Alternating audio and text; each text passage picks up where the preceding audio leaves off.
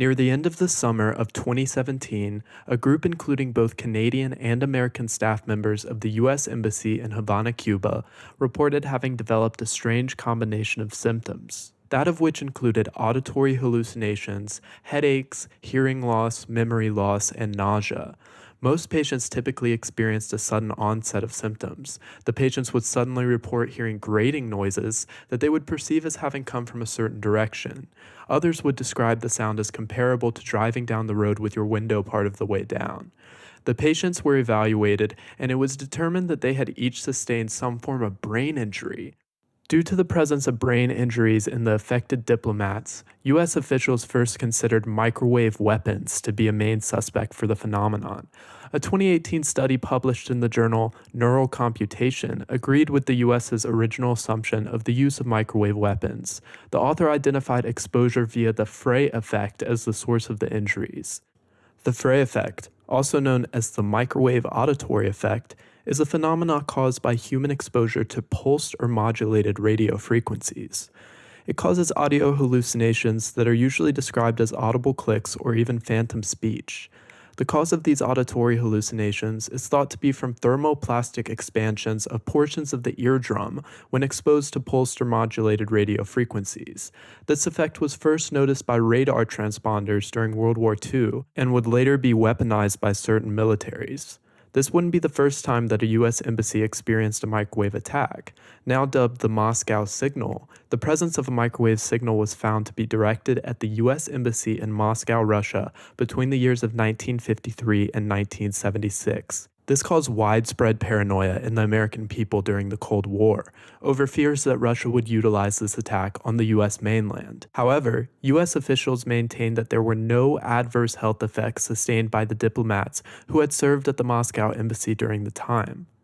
In response to the situation in Cuba, President Trump expelled 2 Cuban diplomats from the embassy and warned U.S. citizens not to travel to Cuba, stating in October of 2017, "It's a very unusual attack, as you know, but I do believe Cuba is responsible." In early 2018, the U.S. State Department officially declared that the health problems sustained by the diplomats were either a result of an attack or due to exposure to an unknown device. However, in disagreement with President Trump, the State Department also declared that they were not blaming the Cuban government, but would not say who was to blame.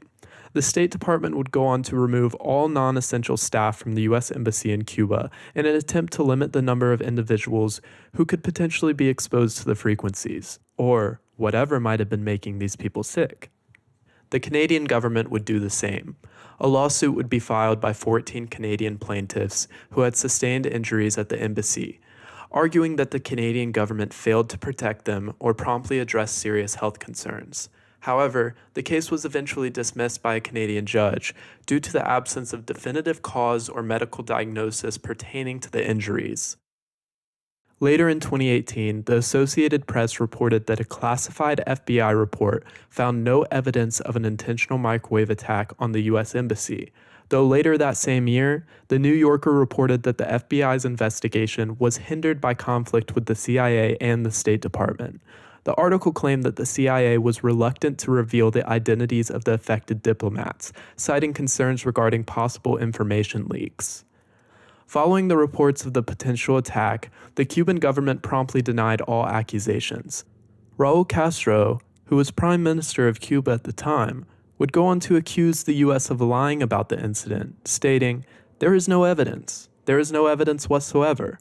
Cuba would fully cooperate with the subsequent investigation, employing 2,000 scientists and law enforcement officers who would conduct interviews of locals, along with testing air and soil samples from the area.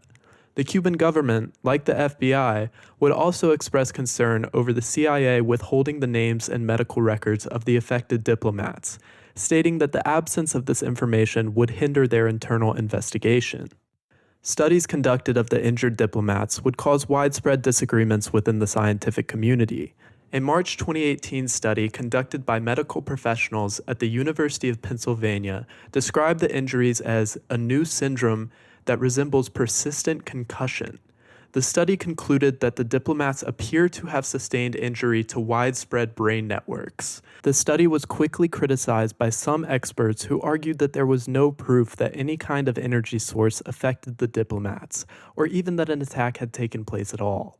Subsequent findings by the University of Pennsylvania would report that MRIs of the injured diplomats revealed differences in whole brain white matter volume, regional gray matter volume, and functional connectivity in the auditory and visuospatial subnetworks, but found no difference between the diplomats and the control group in matters of executive brain functions. The study finally concluded in late 2019 that the U.S. government personnel had been physically injured in a way consistent with the symptoms that they described, but expressed no conclusion on the source of the injuries. To this day, the use of some sort of microwave weapon is the most popular theory regarding the cause of the injuries sustained by the U.S. diplomats in Cuba. Other theories include exposure to pesticides and exposure to ultrasound radiation, but these claims also lack appropriate evidence.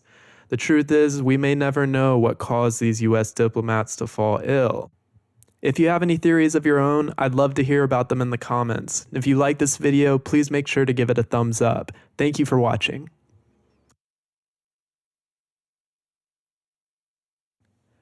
Near the end of this